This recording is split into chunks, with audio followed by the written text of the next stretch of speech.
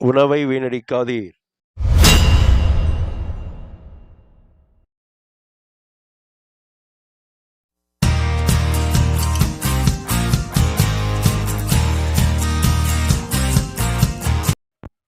Hi viewers and subscribers. காய்கறிகள்லாம் எதுவும் இல்லாமல் இந்த சின்ன வெங்காயம், இந்த சாம்பார் வெங்காயத்தை மட்டுமே வச்சு நம்ம ஒரு அற்புதமான குழம்பு செய்கிறோம். இது தட்டு சாதம் கூட பத்தாது, அந்த அளவுக்கு சாப்பிடுவாங்க. அந்த குழம்பு செய்கிறதுக்கு முன்னாடி நம்ம சேனலை சப்ஸ்கிரைபர் பண்ணிக்க, பக்கத்தில் இருக்க பெல்லைக்கான ப்ரெஸ் பண்ணிக்கோங்க. இந்த சின்ன வெங்காயத்தை மட்டுமே வச்சு காய்கறி இல்லாமல் சூப்பரான குழம்பு செய்கிறோம். அதுக்கு ஒரு 200 கிராம் நல்ல சின்ன வெங்காயமாக எடுத்துங்க. ஒரு தக்காளி பழம் எடுத்துக்கோ. அது கூட ஒரு உருளைக்கிழங்கு எடுத்துக்கிறோம். ஒரு கண்டு பூண்டு எடுத்துக்கிறோம். 1 டேபிள் ஸ்பூன் மிளகு, கருப்பு மிளகு, வெந்தயம் 1 டேபிள் ஸ்பூன், அதே போல் கடுகும் உளுந்தும் கலந்தது 1 டேபிள் ஸ்பூன் எடுத்துக்கிறோம். இதுக்கு ஜீரகம் 1 டேபிள் ஸ்பூன் எடுத்துங்க. மஞ்சத்தூள் 1/4 டீஸ்பூன் மஞ்சத்தூள் எடுத்து வச்சுங்க. ஒரு எலுமிச்சம்பழத்தை அளவோட கொஞ்சம் பெரிய அளவு புளி, அந்த சைஸ் அளவுக்கு புளி எடுத்து ஒரு கிண்ணத்தில் போட்டு அது முழுந்துற அளவுக்கு தண்ணி ஊற்றி, அது நல்லா தண்ணி ஊற்றிடுங்க. இந்த மாதிரி தண்ணியை ஊற்றி அதை ஊற வைங்க. தண்ணி சேர்த்து ஊற வச்சுருங்க. இதுக்கு இந்த குழம்பு செய்கிறதுக்கு நம்ம அந்த சின்ன வெங்காயத்தை இந்த மாதிரி தோலை நல்லா நீக்கி, தோல் இருக்கக்கூடாது, தோல் இருந்தால் அது உண்ணாக்கில் போய் ஒட்டும். அதனால் இந்த மாதிரி தோல் இல்லாமல் அதை உரித்து ஒரு கிண்ணத்தில் தண்ணி எடுத்து வச்சுங்க. இதோட அடிக்காம்பெல்லாம் நறுக்கிட்டு இந்த தண்ணியில் இதை போட்டுங்க. சின்ன வெங்காயத்தை உரித்து தண்ணியில் சேர்த்துங்க. தண்ணியில் இந்த மாதிரி உரித்து சேர்த்துருங்க. இதை நைஸாவோ பொடிசாவோ வெட்ட வேண்டியதில்லை. வெட்டாமல் முழுசாக போட்டுக்கணும். முழுசாக உரித்து தண்ணியில் போட்டுருங்க. அதுபோல் பூண்டை எல்லாத்தையும் உடச்சி அந்த பூண்டு மேலே இருக்க தோலை மட்டும் அப்படியே உரித்து எடுத்துருங்க. எடுத்துகிட்டு நம்ம சின்ன வெங்காயம் தண்ணியில் உரித்து போட்டிருக்கோம்ல, அந்த சின்ன வெங்காயத்தோடு இந்த பூண்டையும் உரித்து போட்டுருங்க. இந்த மாதிரி உரித்து போட்டுருங்க. அதில் பூண்டையும் அந்த வெங்காயத்தோடு உரித்து போட்டுருங்க. இந்த மாதிரி எல்லா பூண்டையுமே உரித்து தண்ணியில் போட்டுங்க. பூண்டை உரித்து சேர்த்த பிறகு தக்காளியை, ஒரு தக்காளி மட்டும்தான், ஏன்னா அதுக்கு புளிப்பு நிறையா, நம்ம புளி கரைக்கிறதுனால ரொம்ப புளிப்பாயிடும். அதுக்காக நம்ம ஒரே ஒரு தக்காளி மட்டும்தான் எடுத்துருக்கோம். இந்த மாதிரி தக்காளியை சின்ன சின்னதாக நேர் வாக்கில் அப்படியே வகுந்து விட்டு அதை நேராக குறுக்க வெட்டி விட்டுருங்க. வெட்டினா பொடுசாக வந்துடும். ரொம்ப தூளாலாம் வெட்ட வேண்டியதில்லை. இந்த மாதிரி வெட்டி தக்காளியை நீங்கள் அப்படியே தனியாக எடுத்து தட்டில் வச்சுங்க. வெட்டி இதை எடுத்து வச்சுங்க. அதுபோல் தக்காளி எல்லாத்தையுமே அது மாதிரி வெட்டி வச்சு வச்சுருங்க. அந்த ஒரு தக்காளியும் வெட்டி வச்சுக்கிறோம். இந்த மாதிரி சின்ன சின்ன பீஸாக இருக்கட்டும், ரொம்ப பொடிசாக இல்லாமல் இருக்கணும். இப்போ இந்த பூண்டை மட்டும் எடுத்து தனியாக அலசிட்டு அதையும் தனியாக தட்டில் எடுத்து வச்சுங்க. இந்த மாதிரி சுத்தமாக அலசி அதை எடுத்து வச்சுங்க. பிளேட்டில் அந்த பூண்டை அப்படியே தனியாக எடுத்து வச்சுங்க. இந்த பூண்டு இந்த வெங்காய குழம்புக்கு ஒரு நல்ல டேஸ்ட்டை கொடுக்கும், நல்ல நறுமணமாக இருக்கும். அதுபோல் வெங்காயத்தையும் ரொம்ப போட்டு அலசக்கூடாது, சும்மா லேசாக அப்படி அலசிட்டு அப்படியே எடுத்து வச்சுருங்க. ஏன்னா நம்ம உரித்து சுத்தம் பண்ணிட்டோம். அந்த வெங்காயம் பார்த்திங்கன்னா நல்லா கண்ணாடி பதத்துக்கு வந்து வரணும். அதுக்காக தண்ணியில் அலசிட்டு அப்படியே எடுத்து வச்சிடுறோம். இந்த சின்ன வெங்காயம் அதுபோல் உரித்து தட்டில் எடுத்து வச்சுங்க. உருளைக்கிழங்கு, அந்த ஒரு உருளைக்கிழங்கு, இந்த மீடியம் சைஸ் உருளைக்கிழங்கு, இதை நல்லா தோலை சீவிடுங்க. எப்போதும் உருளைக்கிழங்கு சமைக்கும்போது தோலை சீவிட்டு நல்லா தோலை சீவின பிறகு வேக வைங்க. வேக வச்சிங்கன்னா அது ரொம்ப நல்லாயிருக்கும். அதோட பார்த்திங்கன்னா அந்த தோல் மேலே ஏதாவது ரசாயனமெல்லாம் பூசியிருந்தாங்கன்னா அதெல்லாம் போயிடும். இந்த மாதிரி அந்த உருளைக்கிழங்கை சுத்தமாக எப்போதுமே தோலை சீவி தனியாக எடுத்துட்டு அதை கட் பண்ணி அதை ஒரு அலசிட்டு அதை அப்புறமா கட் பண்ணணும். இந்த மாதிரி நீள்வாக்கில் கட் பண்ணி அதை 4ஆக வெட்டிங்க, சின்ன சின்னதாக வெட்டிங்க. இந்த உருளைக்கிழங்கு பார்த்திங்கன்னா உங்களுக்கு நம்ம இதில் ஏன் போடுறோம்னா, நமக்கு அந்த உருளைக்கிழங்கு அந்த புளிப்போ உரப்போ கூட போயிட்டுனா அது பேலன்ஸ் பண்ணிக்கும், அதிகம் இல்லாமல் பேலன்ஸ் பண்ணும். அதுக்காக நம்ம இந்த உருளைக்கிழங்கு இது ஒன்றை மட்டும் இந்த மாதிரி பொடிசாக வெட்டி சேர்த்துங்க. பொடிசாக வெட்டி சேர்த்துக்கலாம். அதுக்காக இது மாதிரி வெட்டி அதையும் பிளேட்டில் எடுத்து வச்சுருங்க. இந்த மாதிரி பொடிசாக இருக்கணும், ரொம்பவும் தூளாக வெட்டிடக்கூடாது. இந்த மாதிரி வெட்டி எடுத்து வச்சுங்க.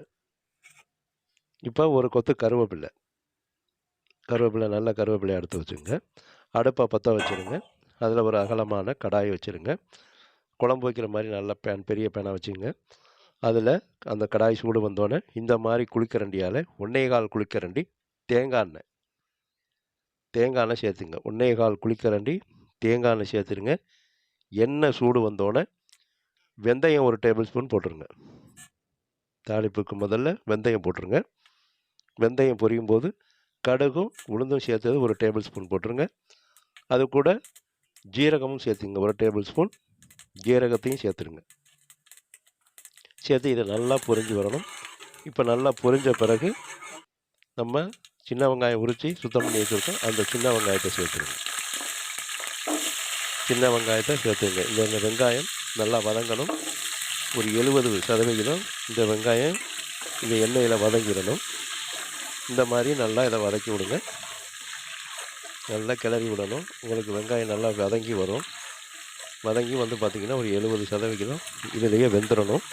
இந்த எண்ணெயிலே வதங்கி வெந்துடணும். இதில் எதுவும் வதக்கிறதுக்கோ இல்லை வேக வைக்கவோ தண்ணி எதுவும் இப்போ சேர்க்கக்கூடாது.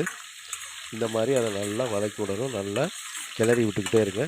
இல்லைன்னா அப்படியே பார்த்திங்கன்னா இந்த வெந்தயம் இதெல்லாம் பார்த்திங்கன்னா கரிஞ்சு போயிடும். இது மாதிரி இந்த வெங்காயத்தோடு நல்லா சுரட்டி விட்டுக்கிட்டே இருக்கணும். அதை நல்லா கலக்கி விட்டுக்கிட்டு மிக்ஸ் பண்ணி விட்ருங்க. மிக்ஸ் பண்ணி விட்ட பிறகு இது கூட இந்த வெங்காயம் நல்லா பார்த்திங்கன்னா வதங்கி வரும்போது கருவேப்பில்லை, இது ஒரு 70% தான் வெங்காயம் வந்து வரணும். இப்போ கருவேப்பிலை சேர்த்துங்க. இது கூட பூண்டு நம்ம உரித்து எடுத்து வச்சுருக்க பூண்டையும் சேர்த்துருங்க. சேர்த்து இதையும் நல்லா வதக்கி விடுங்க. இந்த கருவேப்பிலையும் இந்த எண்ணெயிலேயே பொரியணும். அதே போல் இந்த பூண்டும் இந்த எண்ணெயிலே வெங்காயம் மாதிரி நல்லா வெந்து வரணும். அதுக்காக நல்லா இதை போட்டு வதக்கி விடணும். இப்போ நம்ம இந்த மாதிரி நம்ம பதத்துக்கு வெந்த பிறகு நறுக்கின தக்காளியை சேர்த்துருங்க. தக்காளியை சேர்த்த பிறகு இது கூட 1/4 டீஸ்பூன் மஞ்சத்தூள் 1/4 டீஸ்பூன் சேர்த்து இதை நல்லா மிக்ஸ் பண்ணணும். இது மாதிரி நல்லா மிக்ஸ் பண்ணி விட்ருங்க. இந்த மாதிரி மஞ்சத்தூள், இந்த தக்காளி, வெங்காயம் எல்லாம் இந்த மஞ்சத்தூளோடு நல்லா மிக்ஸ் ஆகணும். இப்போ இந்த மாதிரி நல்லா இதை வந்து வதக்கி விடணும். இது ஒரு 70% இதுலேயே பார்த்திங்கன்னா இந்த தக்காளி வெந்து குழஞ்சி வரவும் இந்த வெங்காயம் சரியான பதத்துக்கு வெந்து வந்துடும். இப்போ நல்லா இந்த மாதிரி வெந்து வரணும். அது அப்போ தான் நம்ம வந்து பார்த்திங்கன்னா இந்த குழம்பு வந்து நல்லா டேஸ்ட்டாக இருக்கும். இதில் வந்து காய்கறி எல்லாம் கிடையாது, இந்த வெங்காயம் மட்டும்தான். அதிக அளவில் வெங்காயம் தான் நீங்கள் இதில் அதிகமாக இருக்கணும். இது சாப்பிட்றதுக்கு அவ்வளோ டேஸ்ட்டாக இருக்கும். நல்லா பார்த்திங்கன்னா விரும்பி சாப்பிடுவாங்க. அந்த அளவுக்கு இது டேஸ்ட்டாக இருக்கும். இப்போ அது மேலே நம்ம இந்த ஒரே ஒரு உருளைக்கிழங்கு நம்ம நறுக்கி வச்சுருக்கோம். அந்த ஒரு உருளைக்கிழங்கையும் இதோட போட்டு நல்லா வதக்கிக்குங்க.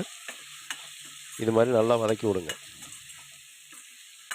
இந்த மாதிரி வதக்கி விடணும். உங்கள் வீட்டில் காய்கறி எதுவுமே இல்லைன்னா ஒன்றும் கவலைப்பட வேண்டியதில்லை. இந்த மாதிரி வெங்காயம் மட்டும் இருந்தால் போதும். உருளைக்கிழங்கு கூட வேண்டியதில்லை.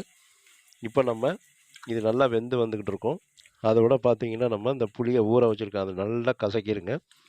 கசக்கி நல்லா சாராக எடுத்துடணும். அதில் இருக்க நார், விதை இதெல்லாம் பார்த்திங்கன்னா சுத்தமாக எடுத்துடணும். இந்த அளவுக்கு நல்லா இதை கரைச்சிடுங்க. புளியை நல்லா கரைக்கணும். புளியை இந்த மாதிரி நல்லா கரைச்சி விடுங்க. நல்லா கரைச்சி விட்டு சல்லடையை வச்சு அதில் எந்த விதையும் இந்த நார் எதுவும் இல்லாமல் அந்த திப்பியெல்லாம் விழுந்துடாமல் இந்த மாதிரி சல்லடையை வச்சு ஜூஸ் வடிகட்டுற சல்லடையை வச்சு அந்த புளி சாறை அப்படியே வடிகட்டி அந்த வெங்காயம் வதக்கின வெங்காயத்தோடு சேர்த்துருங்க. வெங்காயம், உருளைக்கிழங்கு, தக்காளி, மஞ்சத்தூள், வெந்தயம், கடுகு, அதே போல் ஜீரகம்லாம் சேர்த்து நல்லா வதக்கணும் இல்லையா, கருவேப்பிலையெல்லாம் சேர்த்து வதக்கணும். அதோடு இந்த புளி சாறை வடிகட்டி சேர்த்துருங்க. சேர்த்த பிறகு சூப்பு குடிக்கிற கரண்டியால் 1 கரண்டி மிளகாய்த்தூள் போட்டுருங்க. இதுதான் இதுக்கு காரம். இந்த புளித்தண்ணியோட இந்த காரம் வந்து இந்த மிளகாய்த்தூள் தான். ஒரு கரண்டி. அதே போல் 2 கரண்டி மல்லித்தூள். அதே கரண்டியால் 2 கரண்டி மல்லித்தூள் போட்டுங்க. மல்லித்தூள் போட்டுங்க. இதுக்கு தேங்காய் அரைச்சி ஊற்றுறதில்ல, அதனால் நம்ம மிளகாய்த்தூளையும் மல்லித்தூளையும் இப்போ சேர்த்துக்கிறோம். இப்போ மிச்சம் இருக்கிற அந்த புளியை நல்லா திரும்பவும் கசக்கி அந்த தண்ணியை அந்த மிளகாய்த்தூள் மல்லித்தூள் மேலே திரும்பவும் சேர்த்துருங்க. கொஞ்சம் தான் இருக்கும் அந்த தண்ணி. அதையும் வடிகட்டி சேர்த்து இது நல்லா கட்டி இல்லாமல் இந்த குழம்ப அப்படியே கரைச்சி விட்டுடுங்க. இந்த வெங்காய குழம்ப மிளகாய்த்தூளையும் மல்லித்தூளையும் கட்டி இல்லாமல் கரைச்சி விடணும். இந்த மாதிரி இதை கரைச்சி விட்ருங்க. இந்த மாதிரி இப்போ நல்லா கரைச்சி விட்டு நல்லா இதை மிக்ஸ் பண்ணி விட்ருங்க. ஒன்றோட ஒன்று நல்லா மிக்ஸ் ஆகணும். நல்லா கலந்துடணும். இந்த வெங்காயம் வந்து 70% வெந்திருக்கும். இப்போ இந்த புளி தண்ணிலையும் இந்த மிளகாய் தூள்லையுமே இது வேகும். இது கூட ஒரு கை அளவு உப்பு, நீங்கள் எந்த அளவுக்கு குழம்பு எடுத்துருக்கீங்களோ அதுக்கு ஏற்ற மாதிரி கல் உப்பு சேர்த்துங்க. கடல் உப்பு, கல் உப்புன்னு சொல்லுவோம். அந்த உப்பு நீங்கள் சேர்த்து இதை நல்லா பார்த்தீங்கன்னா கொதிக்க விடுங்க. ஒரு தட்டை போட்டு ஒரு 5 நிமிஷம் மூடி வச்சுருங்க. மூடி வச்சிட்டிங்கன்னா இந்த தட்டு மேலே நல்லா ஆவி வெளியில் வரும். அப்போ நல்லா குழம்பு நல்லா கொதிக்கும், நல்லா கொதிக்கும். இப்போ நல்லா கொதிச்சுக்கிட்டு இருக்கு. தட்டை திறந்து பார்த்தீங்கன்னா நல்லா கொதிக்கும். இதை நல்லா திரும்பவும் கரண்டியை போட்டு நல்லா மிக்ஸ் பண்ணி விடுங்க. இப்போ பார்த்தீங்கன்னா இந்த குழம்பு கொதித்து சுருங்கி வரணும். தண்ணியாக தான் இருக்கும். மிளகாய்த்தூள் மல்லித்தூள்லாம் வெந்திருக்காது. இந்த வெங்காயத்தில் இந்த புளி தண்ணி மிளகாய் தண்ணியெல்லாம் சார்ந்திருக்காது. இப்போ இந்த புளி அதிகமாக இருந்தாலும் காரம் அதிகமாக இருந்தாலும் அதை பேலன்ஸ் பண்ண இந்த மாதிரி சின்ன துண்டு வெல்லத்தை சேர்த்துருங்க. சேர்த்து இதை நல்லா மிக்ஸ் பண்ணி விட்டுருங்க. இந்த சூட்லேயே அந்த வெல்லம் கரைஞ்சி இந்த குழம்பு முழுக்க பார்த்திங்கன்னா நல்லா பரவிடும். அதோட டேஸ்ட்டு பார்த்திங்கன்னா உங்களுக்கு அதிக புளிப்பு இருக்காது, அதிக காரமும் இருக்காது. இந்த வெல்லம் அதை அப்படியே பேலன்ஸ் பண்ணிக்கும். ரொம்ப டேஸ்ட்டாக இருக்கும். இதோட வேகும்போது பார்த்திங்கன்னா புளிப்பு, அந்த இனிப்பு, காரம், அந்த உப்பு சூப்பராக இருக்கும் குழம்பு. சாப்பிட திகட்டவே திகட்டாது, சீக்கிரம் கெட்டும் போகாது.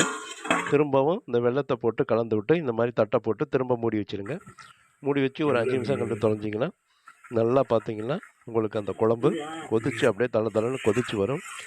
இந்த கொதித்து வந்த குழம்பு இன்னமும் பார்த்திங்கன்னா நமக்கு கொதித்து சுருங்கி வரணும். இன்னமும் வந்து நமக்கு அந்த குழம்பு சரியான பதத்தில் சேர்க்கையில் இல்லை. அதனால் நம்ம இன்னும் கொதித்து வரணும். இப்போ இந்த மாதிரி அதை எடுத்து பாருங்கள். அந்த வெங்காயம் கரெக்டாக வெந்திருக்கும். ஆனால் அந்த குழம்பு மட்டும் தண்ணியாக இருக்கும்.